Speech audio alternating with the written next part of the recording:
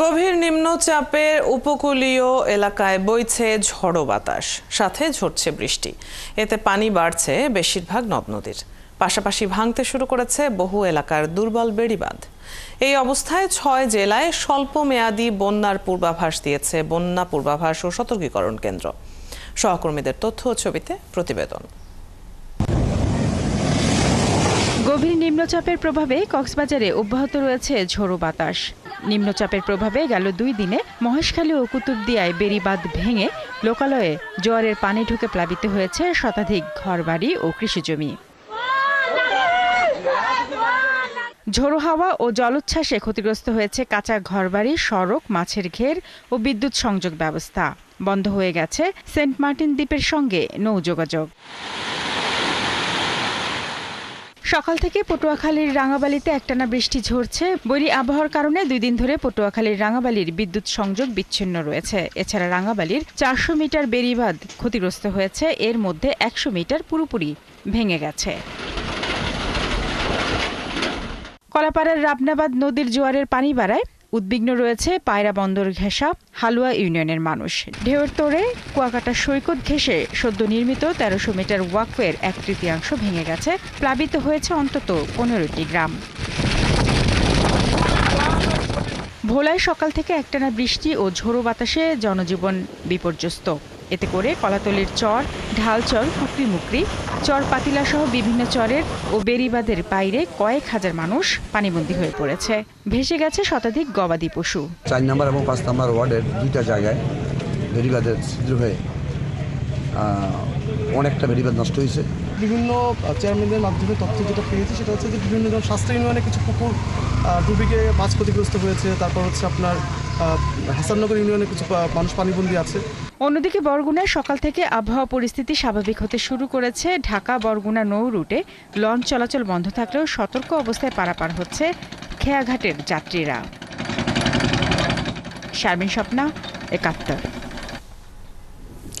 আবহাওয়ার আরো খবর জানবো পটুয়াখালীর রাঙাবালি থেকে। সরাসরি যুক্ত হচ্ছেন সহকর্মী কামরুল হাসান। কামরুল, আবহাওয়ার অবস্থা এখন কেমন দেখছেন? নতুন করে কোনো নিচু এলাকা প্লাবিত হয়েছে কিনা, কি বলছে সেখানকার আবহাওয়া অফিস, জানাবেন বিস্তারিত। ধন্যবাদ আপনাকে। স্থল গভীর নিম্নচাপটি ইতিমধ্যে দুর্বল হয়ে স্থল নিম্নচাপে পরিণত হয়েছে, সেটি আপনি অবগত। এবং যে তথ্যটি আপনি জানতে চেয়েছেন, আজকেও স্বাভাবিক জোয়ারের চেয়ে নদ নদীর পানি বেড়েছিল, যার কারণে নিচু এলাকাগুলো গতকালকের মতো আজকেও প্লাবিত হয়েছে।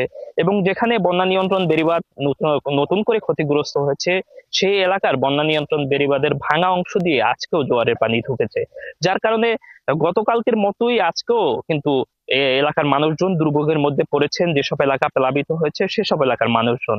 এবং এই কিছুক্ষণ আগে ভাটা লেগেছে, নদ নদীর পানি কমতে শুরু করেছে। তবে এই ভাটা লাগলো এবং নদ নদীর পানি কমতে শুরু করলো, কিন্তু দুর্ভোগ কমেনি এলাকার মানুষের। কারণ এই যে গতকালকে থেকে যে জোয়ারের পানি বাড়ছে দিনে এবং রাতে, সব মিলিয়ে কিন্তু দুর্ভোগের কমতি নেই।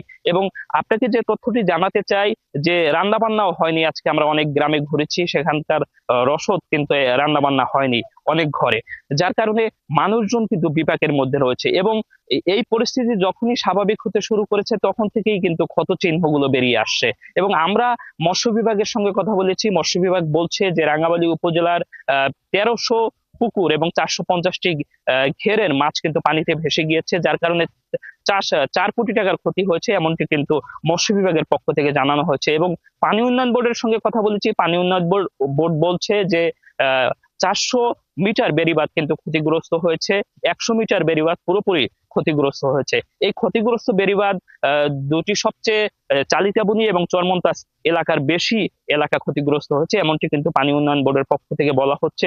এবং সেই সঙ্গে আপনাকে বলে রাখি, এই নিম্নচাপটি আসলে ঘূর্ণিঝড়ের রূপ না নিলেও কিন্তু এর ঝাপটায় কিন্তু ক্ষতিগ্রস্ত হয়েছে এই বিচ্ছিন্ন দ্বীপ এলাকা, যার কারণে সেই ক্ষত চিহ্নগুলো এখন সময় যাচ্ছে, ক্ষত চিহ্নগুলো বেরিয়ে আসছে।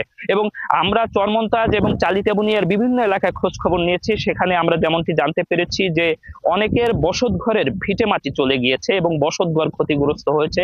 কারণ টানা জোয়ার, বৃষ্টি এবং সেই সঙ্গে দমকা বাতাস, এই ৩ মিলে কিন্তু ক্ষতির পরিমাণ কিন্তু বাড়িয়েছে। এবং বিশেষ করে যে নিচু এলাকাগুলো যেখানে রয়েছে, যেখানে বন্যা নিয়ন্ত্রণ বেড়িবাঁধের ভিতরে, সেই এলাকার মানুষজনও কিন্তু বিপাকে রয়েছে। কারণ হিসেবে অদিতি আপনাকে বলতে চাই যে টানা যে বৃষ্টি, এই বৃষ্টির কারণে কিন্তু একেবারে বসত বাড়ির চারপাশটা কিন্তু পানিতে টইটুম্বুর অবস্থা।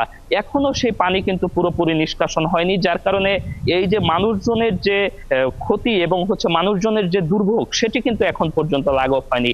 এলাকার মানুষজন বলছে যে টেকসই বেড়িবাঁধ নির্মাণ প্রয়োজন এবং যে উঁচু বেড়িবাঁধ নির্মাণ প্রয়োজন, যার কারণে প্রত্যেকটি দুর্যোগের সময় ঘূর্ণিঝড় এবং নিম্নচাপ অথবা প্রাকৃতিক যে কোনো দুর্যোগ, জলোচ্ছ্বাসের পরিমাণ বাড়লে সেক্ষেত্রে কিন্তু এই অঞ্চলের মানুষজনের বারবারই কিন্তু বেড়িবাঁধের কারণে ক্ষতির পরিমাণটা বাড়ে। যার কারণে এলাকার মানুষজন বলছে যে সবার আগে প্রয়োজন টেকসই বেড়িবাঁধ। এই টেকসই বেড়িবাঁধ নির্মাণ করা গেলে মানুষের ক্ষয়ক্ষতির পরিমাণ কমে আসবে। ধন্যবাদ কামরুল। সবশেষ পরিস্থিতি এবং এলাকার মানুষের দুর্ভোগের কথা আপনার কাছ থেকে জেনে নিচ্ছিলাম। দর্শক, আমাদের সাথে পটুয়াখালীর রাঙাবালি থেকে আবহাওয়ার খবর নিয়ে সহকর্মী কামরুল হাসান যুক্ত ছিলেন এতক্ষণ।